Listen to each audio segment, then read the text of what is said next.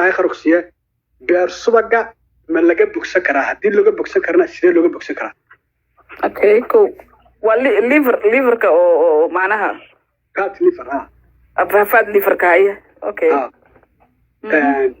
taasirtu waa su'aasha koowaad su'aasha labaad hay taas hernia waxa la yiraahdo hunguri halka yar hay taas hernia saxa waxa hitis hernia way hay hernia iran qalin lagu sameyn ma laga bogsan karaa isagana kaas okay waa laba su'aalood su'aasha saddexaadna waxa weeyaan waa dumarka khusaysa gabadha tusaalaan gabadha dhiigoodu yahay negative uur kale waxaan maqlay irbada qaadanaysa irbada magaceeda ma garanayo mar hadduu ninkeedu positive yahay markaan waan fahmi waayay xilligeeda qaadanaysaa bishee waxaa intaasay magaranaysaa saddexdaas su'aalood baan qabiyo kaliya ood mahadsan tahay labada su'aalood oo hore baan xoog uga jawaabaynaa waqti ma hayno haddii su'aal saddexaad ku daraysana nasiibkeed soo dhawow dowrla su'aasha saddexaad dhakhtarka gynecology ugu dayay taas aniga waan gartay kan liver fatka ama hitis herniada labadaas haddaan aan kala qaado liver fatka horta sideedaba dhakhtarka hadduu kugu soo sheegay you have to inaad iska daysid waxyaalaha fadka saliidda oo dhan inaad jirtid wax cunto saliid lagu shiilo you have to inaad joojisid totally biyo inaad ku korisid cuntada kow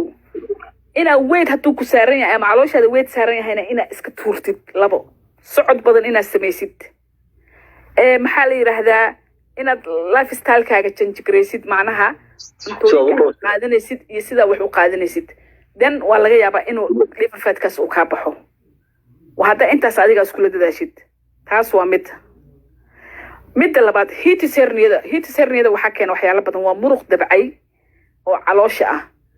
ama qofka markuu calool buuran leeyahay oo calooshiisa weyn tahay soo wacbad adiga calooshaada ma weyn tahay cabdiqani walaalo su'aalahan waxay isweydiinayaan waa nahay ma buurna waa nin dhuuban hadda waxa gas taas qabaa iyo waxa siga su'aalaha soo gudbiyay because xaq oo soo yaala waa hadda miisaankiisu hoos u socdaa hadda wuxuu marayaaba underweight wuxuu ku jiraa xagga nafaqo darrada u socdaa waxay culays sax ma jiro gas taas oo lil diray iyo beersuba kaayo waxa labadaas su'aalahan ku weydiiyo okay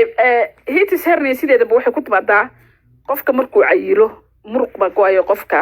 markaas muruqaas uu go'o laba mid baa sameyn kara dumarka uurka leh marka ay caloosha ilmaha qaadaan hitis herniada way ku dhacdaa qalliin baa lagu saxaa just unna qalliin kaliya waa taas inuu qalliin oo lagu saxo waayo hitis hernia wax kale oo lagu sameyn kara male laakiin liver fatkan haddii uu bedelo hadduu wadanka joogo hadduu dibadda joogo I don't know haddii uu bedelo cuntadiisa waa laga yaabaa inuu ka survive garoobo laakiin haddii uu ku socdo dawey hadda wax u cunayo ama uu ugu socdana dhibaatadeeda leedahay ma fahmaysaa so marka ani waxaan oran lahaa kolay dhakhtarka inuu aado oo maaragtay uu la tashto